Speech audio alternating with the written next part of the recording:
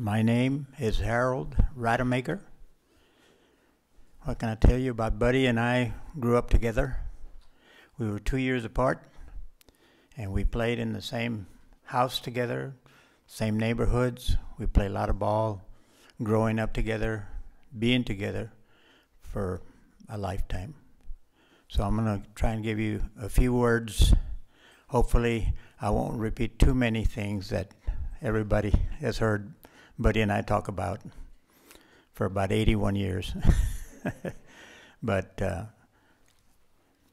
we had a 2-year difference. Our dads were in the Army, stationed in Rio Grande City.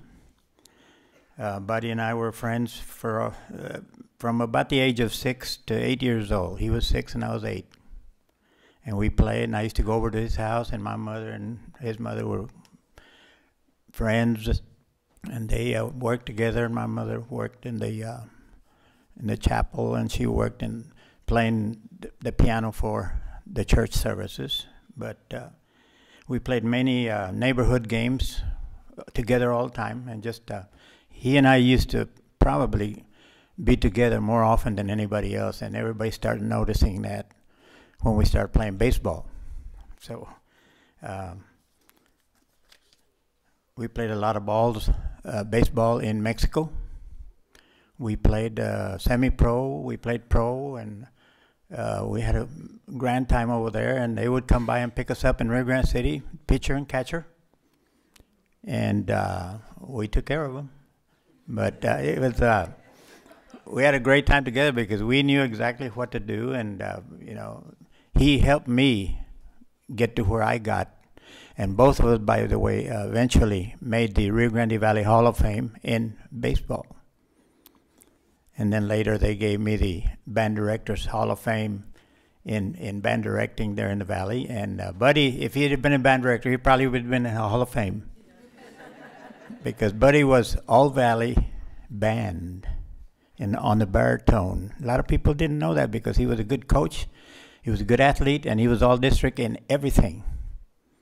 Baseball, basketball, and football. Great player in each one of those. He was, we played American Legion ball during the summers, and he was responsible for me pitching 3 no-hitters in a row. He was my catcher. And if a lot of you know baseball, 3 no-hitters in a row is awesome. Thank you, buddy. But he called most of my pitches. I hardly ever shook him off on anything. And those 3 games, I averaged 17 strikeouts a game for a 7-inning ball game.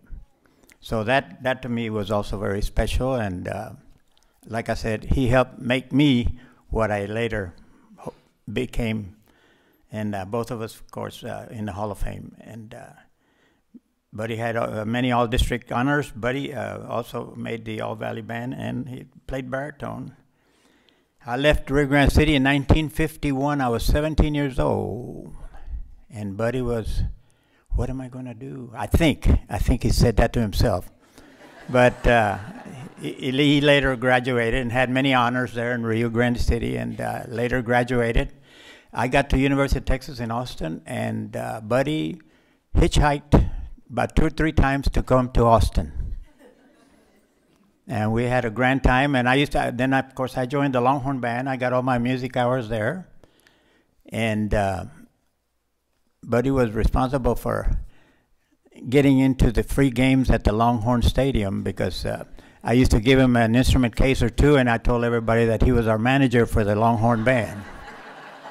So, you know, those are true stories, and sometimes if I add a little bit more to it, it's probably true. But yeah, but he hitchhiked a couple of times all the way to San Antonio, and then from there to Austin, and you know that trip. So he also, that day that he got in free of charge, he sat with the Longhorn Band and helped lead the yells to the cheerleaders and stuff. So we were on target. I'm hoping that some of these things that I'm telling you now, because all the family has heard all the stories and countless of times, but there might be one or two more, you know. I remember playing in Camargo, across the border from Rio Grande City, and a lot of those little towns that were right across the border, and we were playing, and it was a tight ball game, and I was pitching and he was catching, and we were leading, and the people there didn't have grandstands. They had just down the first base line, down the third base line, and they were getting a little angry, and we didn't have any police there. And to top it all off, and this is a very true story, the backstop where Buddy was a cemetery. And all you could see behind Buddy was tombstones. And when he'd miss a ball, or because I threw it in the dirt or something like that, I was getting nervous about the people kind of closing in on us. He went to go get the ball, and he was looking for it amongst the tombstones that were there. So the manager said, "You guys run off the field, get on our truck," and we had an open-ended truck, and so we all ran, and I was one of the last ones to get a hold of the truck and jump on, and we made it safely back to the United States.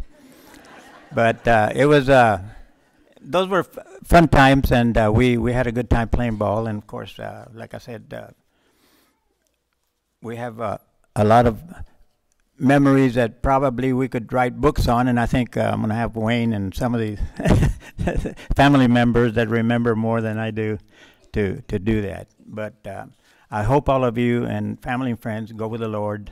God bless all of you, and be safe on your way home, especially with our weather. Thank you.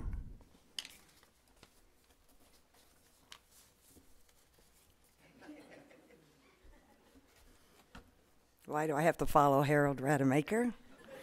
But I do. Harold failed to mention that it was actually Celia, his wife, that introduced my mother to my father. She was telling us this story. It was her best friend with Dad's best friend, and so started a beautiful love story. So I want to make sure that I mention that relationship that my mother and father had, thanks to Celia and Harold, and I appreciate you speaking, Harold. Thank you again for y'all being here. Appreciate you, especially with the weather. I am Lisa Marie. If you don't know me, I'm one of the daughters of Buddy Williams, the eldest. I chose to follow my father's footsteps in the coaching ranks. So I'm proud to say that the advice that he's given me throughout the years has helped me get where I'm at. I've been at the same high school for 21 years and I've experienced a lot of success. But again, it all goes back to wanted to make my dad proud, and I think I did. And I'm going to miss all the words of advice as I continue my career to try to honor my dad. Tonight, again, for my family, for my brothers and sisters, I wanted to let you know what a wonderful dad he was. I'm going to let you in on a little part of who Buddy Williams was, and that was a great father. My dad always wanted a big family. Some say he wanted a baseball team. Well, he got his infield. Lester was the pitcher, catcher, Wayne. I think I was first base. Second, Carla. Third, Karen. And Angela, we put her in the shortstop. So he got it, even though I know Angela thinks she's the pitcher of the family. For as long as I can remember, Dad was a man who liked to talk a lot and express his feelings. You know, not a lot of men do that, but my father was someone that expressed his feelings and let us know what he was thinking. And he would always give us kids the same talk. I know y'all remember it. I think he started when he was like 28 years old, probably 30. He'd give us this, guys, I'm not going to be around here much longer. What are y'all going to do? And we had a lot of jokes. Lester was going to throw him in the Rio Grande River. if he told that story one more time. And it was something that he always wanted to find out what we were going to do, because his biggest concern was that we stayed together as a family.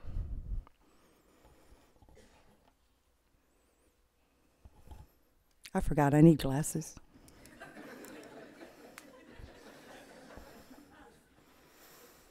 So again, he would say, what are y'all going to do? I need to know what y'all are going to do forward.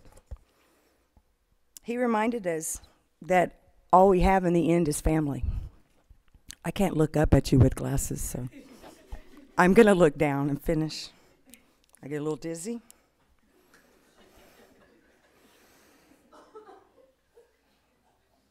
He wanted to make sure that we loved each other, and that was of great importance to him. He wanted to make sure we stayed together no matter what. As we grew up and went through life's ups and downs, here we are, still together. I'm dizzy again. This is better. Dad's legacy will live on through all of us, because we all know how important the concept of family was to him. Believe me, we heard it through every toast or brindis that he gave. You can find my family together in one way or another, pretty much each weekend. I miss out a lot because I'm in Shreveport, but I know they're always together one night of the weekend, and that's something that I'm very proud of, and it's something, again, that he taught us to do. As he grew older and his grandchildren became part of our lives, he was just as involved as he was in our lives, in their activities. And as you'll see in the video in a little bit, he was pretty much, my mom and him, at everything. That was very important to show not only us, but our kids, ourselves, that again, family is important, and that he was there to support you throughout. I know that our kids see us and appreciate that, and Grandpa wishes will remain alive because they see our example. And as you can see, we're all together tonight supporting. The last 2 months have been very hard, but we've been together throughout, supporting each other. Growing up, just as any little girl wishes and knows, I was so in love with my father. And he always made each one of us feel like we were daddy's girls, right?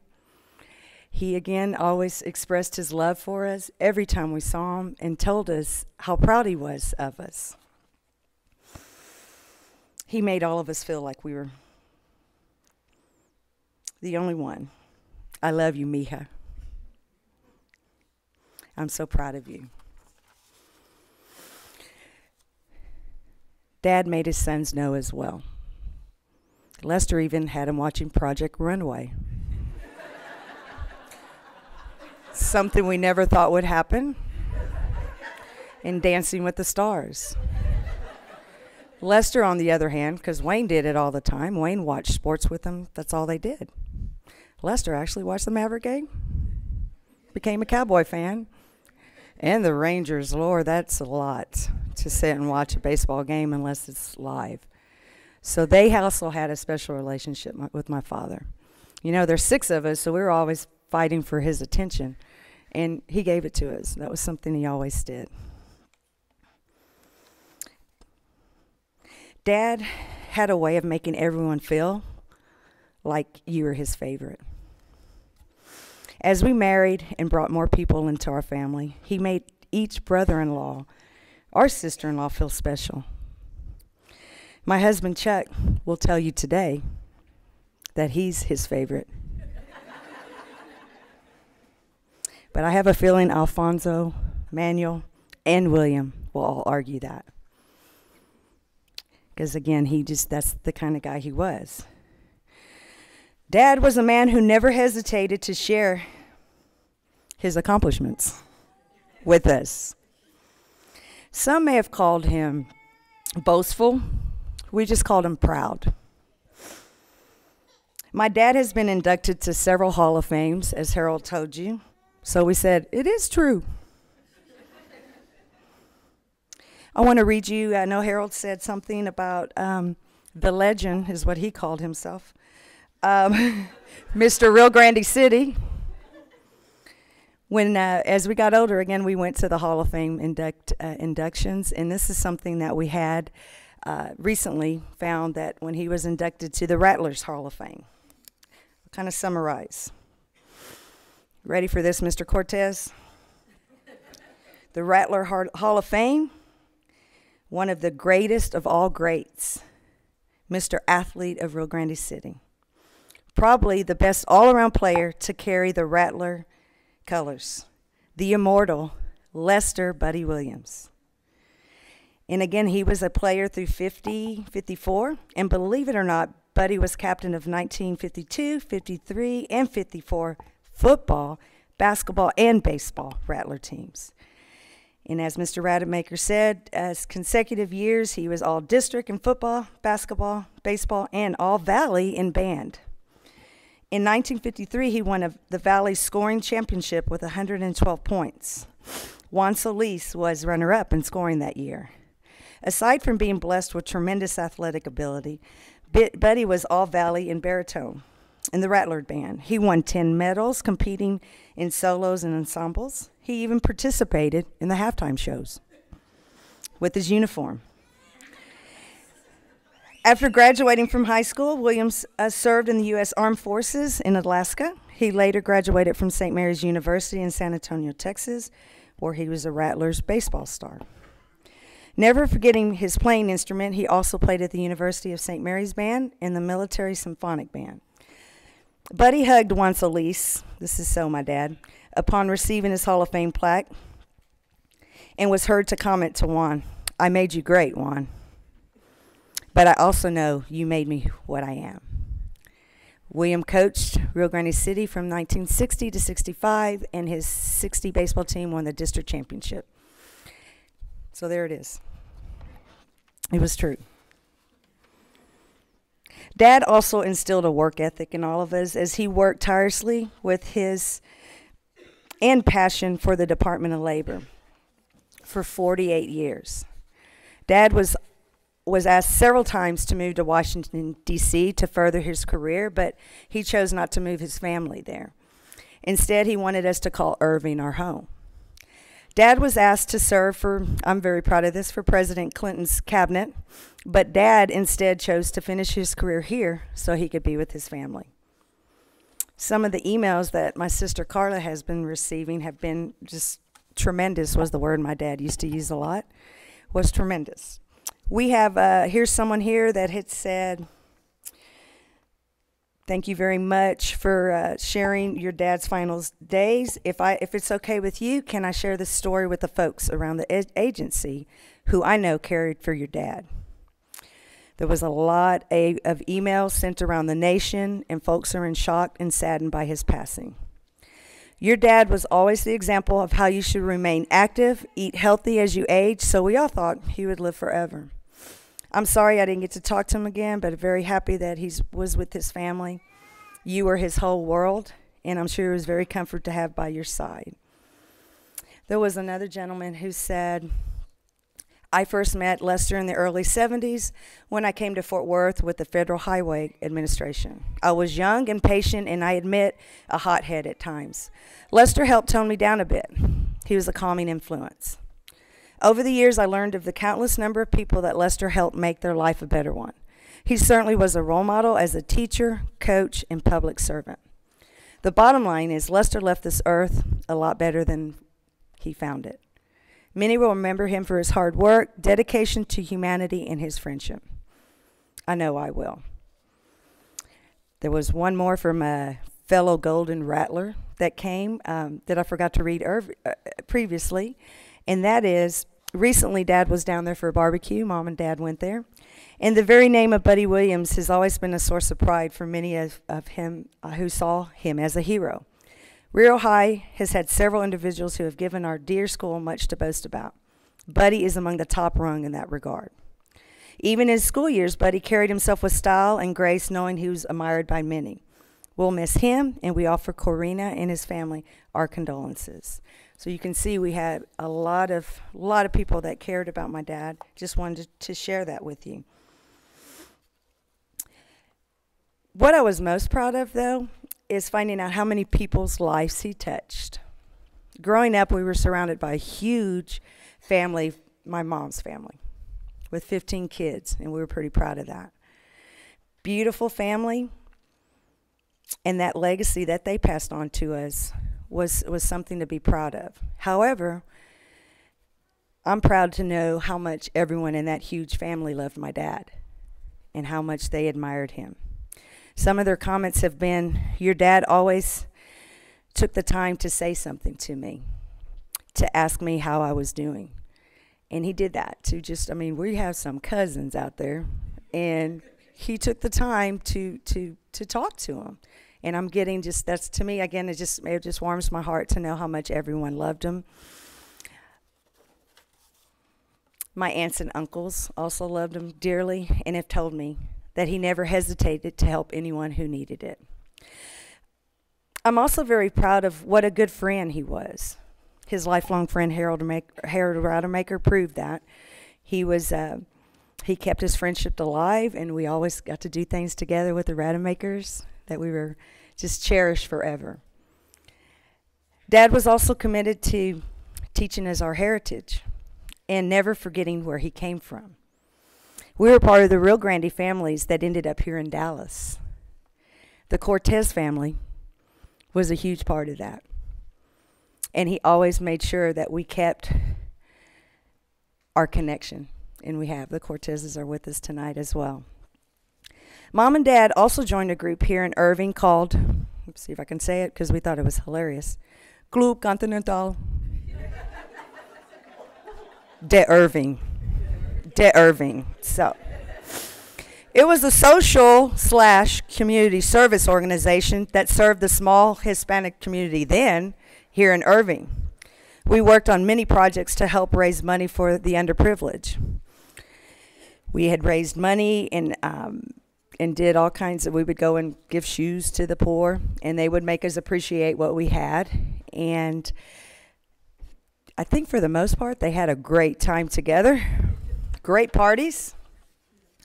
The Lermas, the Maldonados, the Arases, the Martinezes, La Fuentes, Castros, Durans. I could never say I see Eddie and Alice Duarte. I just butchered their name, I'm sorry. But that's another big family that has, all those families have stuck with us and have been a part of everything, right? Our weddings, our births of our babies, and again, now with our funeral. So we really appreciate that whole part of our lives. My dad also was a great friend to many of our groups of friends. Wayne's group, Wilk, Louie, Happy, Rick, to name a few, have been so close to my dad. My father took in many of my friends and quickly made them his. The DePetruses, he adopted a Polish family, made them fajitas all the time. The Pavlovskis, the Sullivans, Bether. My brothers and sisters also. Lester has we call her our sister Vicky, took her in. And Karen's group, Val, that whole group, they can all call him their friend. And I'm really proud of that. So Dad, you got your wish. A strong family that will always stay together, and many, many friends that adore you. Here's to the most famous Rio Grande rattler, Mr. Buddy Williams.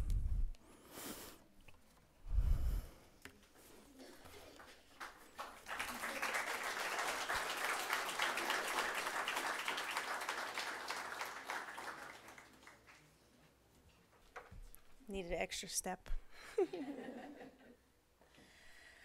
Oh, I'm really nervous. I am Andie, one of Grandpa's 13 grandchildren. I wanted to come up here and say something because he always had, made speeches and toasts and everything. How did you make it without crying? Grandpa was not just any old grandpa. He was the best grandpa ever. He made it a point to be in each and every one of our lives. He was there for everything, not just, birthday parties or big events. He was there for soccer games, baseball games, basketball games, homecoming presentation court at school.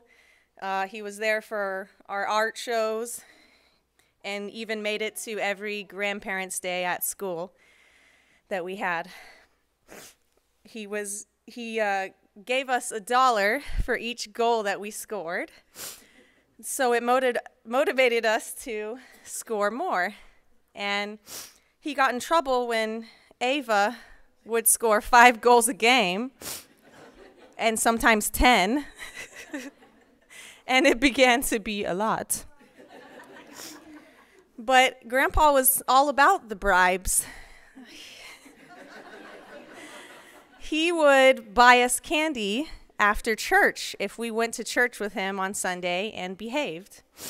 And that is a tradition that still, stuck around for years. And we, till this day had still been going to the racetrack gas station after church to get our candy and a soda after church. So those are the little things that, I'll miss about Grandpa so much. He had, so many different traditions in our family and things that he led. He would do the prayer at, birthday parties or at Thanksgiving. He would lead that in our family. He did speeches and toasts. There's so much. He would turn us around before the piñata. We're going to miss that. He would call out and pass out all of the presents at Christmas. He would say in his grandpa voice, "To Andie." And that's something, that we're really going to miss. So, those things are what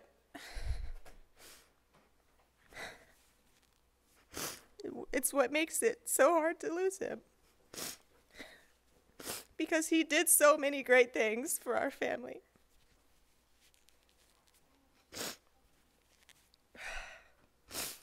So, when I was younger, about Allie's age, Grandpa used to ask me all the time, "Mija, do you know why you're so pretty?" And I would just shrug my shoulders. And he said, "Because you look like your grandpa." And he said it so many times that I just, replied, "'Cause I look like you, Grandpa. 'Cause I look like you." And everybody knows that I'm a clone of my mom, which is a clone of Grandma. So I'm sorry, Grandpa, but I'm all Herrera. So Grandpa, was just an awesome grandpa. He made us laugh all the time. He was so silly. He did silly dances. He, would tell us silly jokes. He would, for some reason, call us with a different middle name, like Andie McGee, Sarah Lee, Olivia Marie, and that was not our middle names. But he just loved to do that. And Grandpa, always told us how much he loved us. He would, pick out, for hours, pick out a card for your birthday that had all this writing in it, but he wanted you to read it out loud so that everyone could hear what it said, and he meant every word in those cards. And he would, not only the cards, he would, just tell us in person just how much he loved us. And every time, we got off the phone with him, every single time he would say, "I love you." So I love you too, Grandpa. And I'm going to miss you. a whole lot. That's it.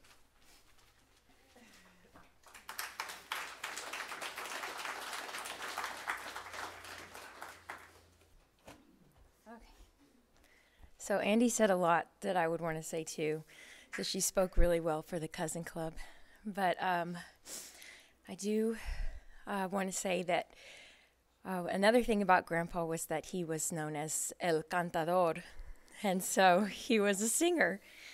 And of all the people in the family, I'm also a singer too. And so Grandpa and Grandma would always be making me sing songs in Spanish when I don't even know what they mean. So I'm going to start off with a song. And this song is a song that's special to me because I would sing this song with Grandpa. And so that was our first and only duet in Spanish. It's called Sabor a mí. So Grandpa, this is for you. Tanto tiempo disfrutamos de ese amor. Nuestras almas ya secaron tanto así que yo guardo tu sabor, pero tú llevas también sabor a mí. Si negaras mi presencia en tu vivir, bastaría con abrazarte y conversar. Tanta vida yo te di, que por fuerza tienes ya sabor a mí. No pretendo ser tu dueña, yo soy nada, yo no tengo vanidad. De mi vida doy lo bueno, soy tan pobre que otra cosa puedo dar. Pasarán más de 1000 años, muchos más, yo no sé si tengo amor, la eternidad, pero allá tal como aquí, en la boca llevarás sabor a mí, sabor a mí.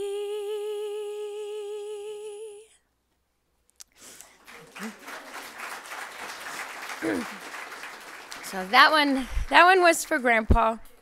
And as you know, Grandpa was just the proudest grandpa you ever did know. He would always brag about us grandchildren and his children, of course, but especially his grandchildren. Every time that he introduced us, even in the hospital in the last few months, he introduced me always as his eldest grandchild girl, because Austin was first. But I was the eldest girl.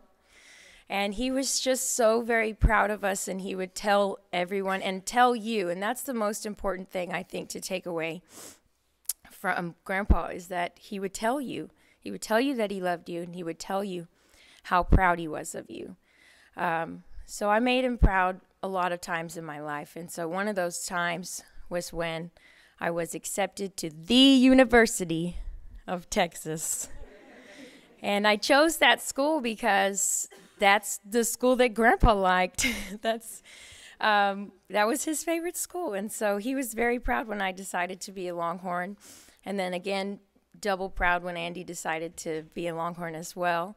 And then one of my favorite moments was when I graduated and he was there with me to witness that. And I do have my senior ring that Grandpa contributed to. And that's another thing about Grandpa, is that he was very generous and he was also very frugal. So at the same time, when he was very generous, he would let you know exactly why he gave you what he gave you and how important that was to him. And so you know how important it is. And he's like, I'm getting you this ring because you're a Longhorn and you make me so proud. And it was a piece of the ring. So everybody else contributed too, so thank you. But another one of my favorite moments was when I got married and Grandpa sponsored the band. And he had to tell me because that was a really big gift. And he told me every time, Mijita, this is because music is the most important part of a wedding reception. And music is very important to me, and I know it's very important to you. So this is why. And I had to talk to him a few times to get that gift out of him, but but he told me every time that was, and it really did. If I didn't have the band there, I just don't know what kind of wedding it would have been. So me and Corey were very lucky for that. And then finally, the other moment that I know that he was so proud of is when I told him that I was pregnant with my first baby, Charlie. And that was at my mom's birthday. We went out, and I surprised my mom with a birthday card that said, "Happy birthday, Grandma." And she was like, "What?" And then Grandma was there, and Grandpa was there. And Grandpa was just so happy because he told me that he didn't think that he would get to be a great grandpa. And I was like, "What are you talking about? You're going to live forever. You know, don't talk like that."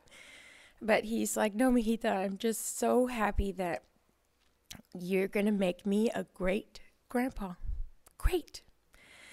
And he said that it's going to be a boy, and we're going to call him Buddy. And I was like, "Okay, well, if it's a girl, can we call her Buddy also?" And he said, "Sure." But I had 2 girls, so maybe I'll get a Buddy next time. But he was still very proud of my little girls, and also very proud of my state trooper. Corey's been going down to the border to Rio Grande once a month, and Grandpa would always ask me about Corey and how he was and how he's doing down there and everything. And I just think that now when Corey goes down to the border, he's going to know that he has an extra special angel that's watching over him down there. And so that was another part in my last few weeks with Grandpa. I talked with him a couple times, and I told him, and me and Andie were sitting with him in his last day in the hospital, and he was very angry. He did not want to be in the hospital. He wanted to go home.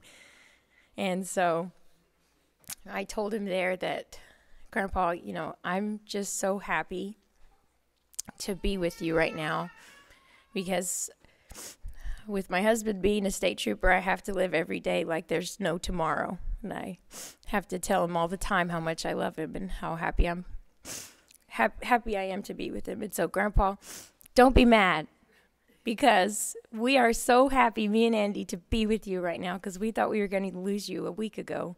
And then he just looked at me, because he couldn't talk very well. But he was like, "Oh, yeah, that's right." So we kept him calm, and we said a few prayers to St. Teresa for patience. But that was another lesson that I learned. So Grandpa taught me so much. Number 1 was about family. And you've heard how much of a family man he was, and how he took all of my cousins to church every Sunday and took us to the candy run afterwards to show that he was proud of us being good in church. So we will always know the importance of family. Number 2, we will always know that we need to say what we need to say and when we need to say it. We need to say, "I love you." When we love somebody, just tell them. When you're proud of somebody, pull them to the side and tell them how proud you are of them and why. And then finally, just everyone needs to know that you should live always like there's no tomorrow. Because those last few weeks that we had with Grandpa were the greatest, because we knew that he was sick. And we had our last Mardi Gras together, where we threw beads to him in the window. And this little Allie and Ava had a parade with Charlie and Chelsea. And we had our moments with Grandpa, because we lived like there was no tomorrow. And I'm happy that we got to have that with him. So I will end with one more song. Just one more. And this one is for Grandma. Because Grandma was the other person who always would make me sing at the drop of a hat. That's what she says. And she'd always make me sing this one for Grandpa. So here's for you, Grandma.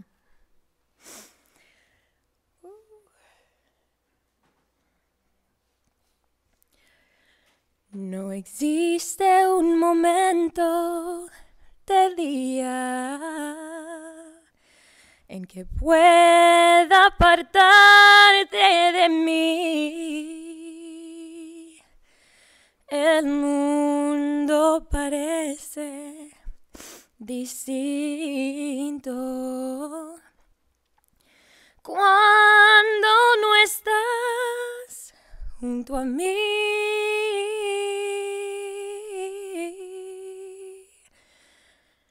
No hay bella melodía en que no surjas tú, ni yo quiero escucharla si no la escuchas tú. Oh, es que te has convertido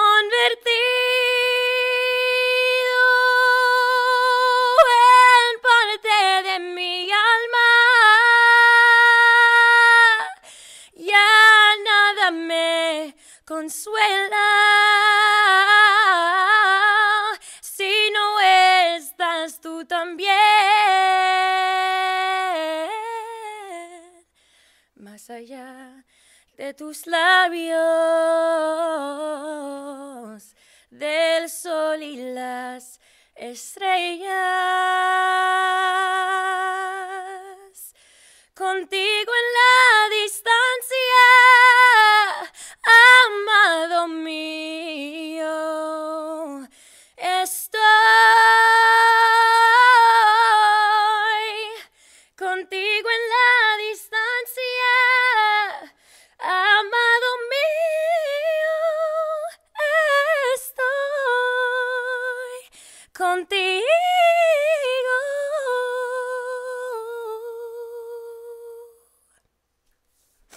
Love you, Grandpa.